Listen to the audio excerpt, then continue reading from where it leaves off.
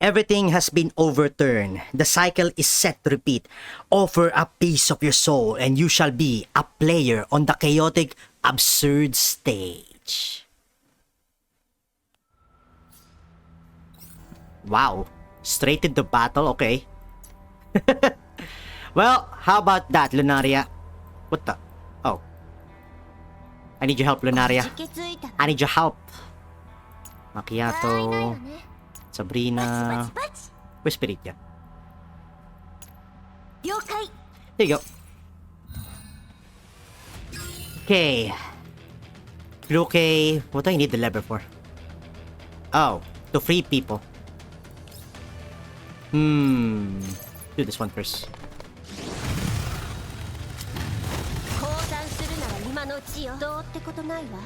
Activate it so that we will have friends. Can I still move one more time? I guess I can.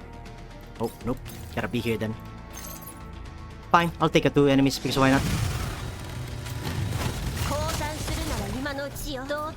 Do your thing.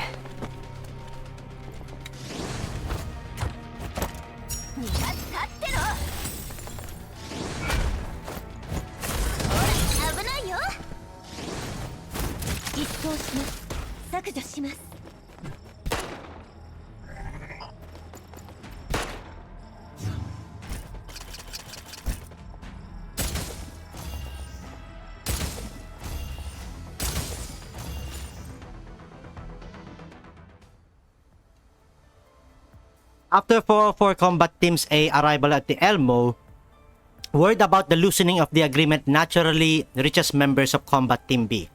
Oh, okay, it's a direct continuation. With Klukai's permission, 404 Combat Team B being led by Vector also successfully rendezvous with the Elmo. Oh?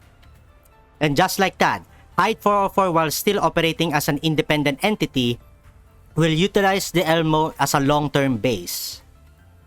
Having just completed some combat simulation training, the members of Combat Team B return to the terminal. The progress bar on the monitor is at 100%, and dense rows of data and statistical charts start scrolling down. Vector stares at the final combat evaluation score with a slight frown. Nope, it's not voice. Well, you don't look very happy despite the decent score. Candidness is the key to effective communication among teammates. So, tell me, why are you dissatisfied with the score? It's not about the score. Well, Rod, you didn't follow the operation plan we agreed upon beforehand. A good plan should be flexible enough to withstand change. As the mastermind behind the plan, I am well aware of this. But since you find it necessary, I don't mind doing a full debrief and review. The original plan was to immobilize the enemies with a stun grenade after breaking through the door. Ruche and I would then lay down suppressive fire from the front, while you and Harp C would circle around and rescue the hostages. Yes, that's about right. You are correct and you did your part. But your unexpected action affected the whole situation. Wellrod raises an eyebrow in acknowledgement. Indeed, I decided to deviate from the plan to eliminate a certain unit. I don't know why there was a chandelier in the lab, but I bet the interior designer who put it there would be glad to know that their fancy light fixture was the key to our victory. If there were designers on level 2, that is. Has it occurred to you that actively altering the environment could put us at a disadvantage? I think you should make it clear what exactly you're getting at to avoid any misunderstanding. In other words, scattering glass everywhere wasn't exactly conducive to our subsequent actions or withdrawal. Shards of broken glass do no damage to dull frames. Yes, but they do harm the hostages. Pardon? Wellrod is confused for a moment.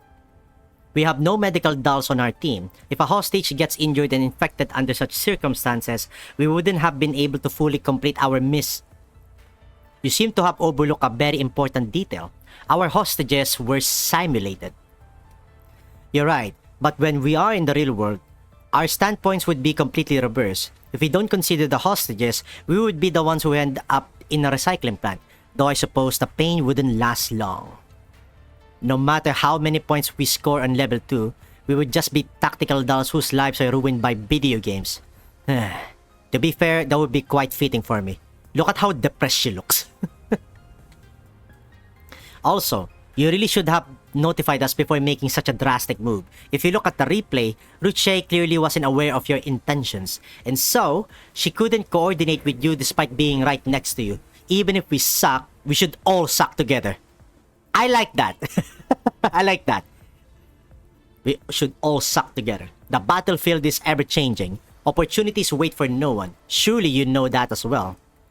You cannot deny the fact that by dropping the chandelier on the enemies, I greatly reduced the threat they pose as well as the time it took to mount the rescue, thus increasing the hostages' chance of survival. Even in the real world, loitering at the scene would be more dangerous for the hostages than getting cut by shards of glass. Give them the suck. But if the chandelier had been rigged with a bomb or grenade, things would have turned out very differently. So, what do you want me to do? Apologize for something that did not happen but could have happened in your pathetic delusional paranoia? Focus on the results, Spectre, like a normal doll would. Sensing the tension in the air, Harpsy wrings her hands nervously. Ruche looks back and forth between her teammates and is just about to say something. Knock, knock! Well, Rod, mine is definitely after looking at her. A knock on the glass interrupts the confrontation. The dolls all look toward the sound. Commander? There has been a rewrite, obviously. The door slides open with a soft whoosh. I retract my gaze from the screen in the training room and direct my attention to Vector, who has jogged up to me. What is it, Commander? Are you here to supervise our training? No, I came to talk to you. Still, isn't this score a bit low for you guys? Following my gaze, Vector glances at the data shown on the screen through the glass. Yeah, I did not handle the problem very well. We have very different habits and ways of thinking. The adjustment process is proving a little challenging. I don't know if you have noticed, but rather than adjusting to each other, that sounded more like a full-blown argument to me. You heard it all then. That's a part of it, but things were getting pretty heated, haha.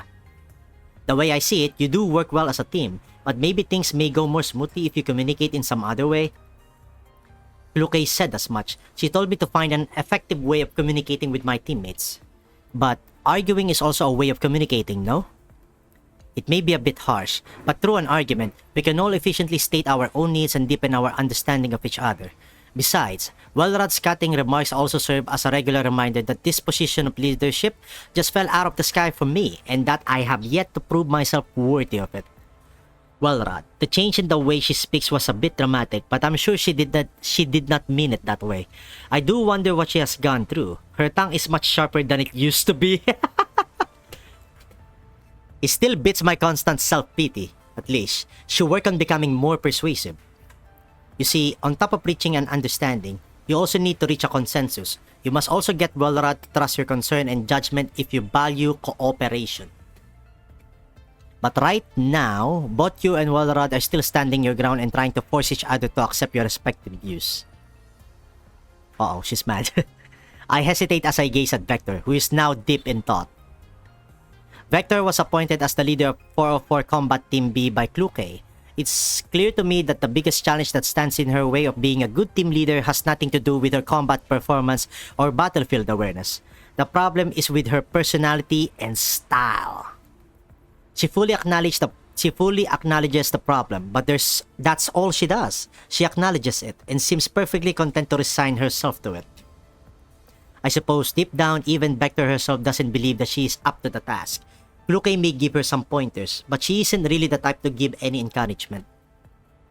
Sorry, that might have been a bit harsh. Since you're the team leader, I'm sure you have your own way of managing your team. Right, back to the subject. Have you seen the message that Luque sent you? Vector pulls out her communicator immediately. There is an unread message. Mekti's training plan. What? I will be out on a mission with Luque, and Doris and Belka are also coming with us. Mekti's frame is still under calibration, so we'll leave her behind on the Elmo for now. However, Luque has put together a training program for Mekti because she is worried that Mekti is going to sleep the whole time that we are away and completely neglect her essential data calibration. She said you never replied to the message she had sent you, but she is busy preparing for the mission. So I came to follow up on that for her. Wow. Kluke ordering the commander, but then again, by proxy and technically, during the Apillion cutscene, Kluke or Hyde 404 is actually the boss of commander. So the entire Elmo answers to the 404. You want me to supervise Mekti's training? That's right. I believe Kluke would like Combat Team B to bring her along for your training as well. Typical of Mother Kluke for her daughter Mekti. Don't go easy on her. Not even in a 4v1 or a relay fight. I would let Kluke command me around. Hey! 4v1 would be a bit too... I have included all the things to note and precautions to take here. In any case, just make sure her head isn't always attached to her pillow. Fine. I hope Mekti won't find the fight against me too underwhelming. Man, I was under the impression that this will be voice acted. But no, if Girls Frontline 1 let me read the things yesterday, they would have also done the same thing in Girls Frontline 2. Motherfuckers. But it's not exactly a complaint though. I'm just bantering. Vector's pessimism is a bit of a headache. But since I'm set to depart, I will leave it till after I come back. Basically, Kluke wants you to take over as Mekti's leader while she's away. So don't hold back and be as strict as you want with her, Vector. I will do my best, but only if I can even wake Mekti and get her to attend her training. After returning to the training room, Vector informs her teammates of the arrangement made by the commander and Kluke. Oh? Looks like our great team leader has switched careers and become a nanny. Vector ignores Wellrod, who is still hung up on the argument they were having. Let's call it a day. Submit your reports before 6. I will read through them after I finish supervising Mekti's combat simulation for today. Hey! It's TMP! Harpsy speaks up a bit timidly from her corner. What is it? Actually, may I supervise Mekti's training? And PP90. You're actually volunteering for a mission, Harpsy? No, I was going to supervise Mekti's training to begin with, as a favor for Defh. Why? Because the EW tactical module she is using to debug her data was specially developed by Defh at Kluke's request. I also participated in the development of the module. Since Defh has disembarked and returned to the safe zone, he asked me to monitor the operation of the module. An advanced tactical module sounds pretty interesting.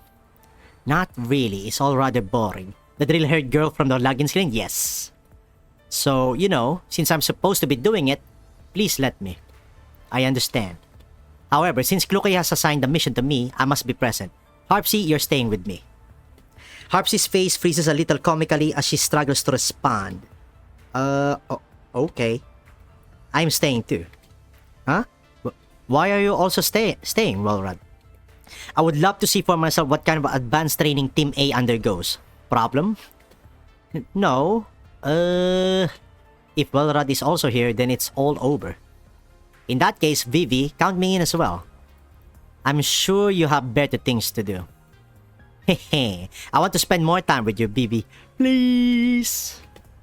Staring into Ruche's expectant eyes, Vector lets out a sigh. Suit yourselves. Just make sure you submit your reports by 6.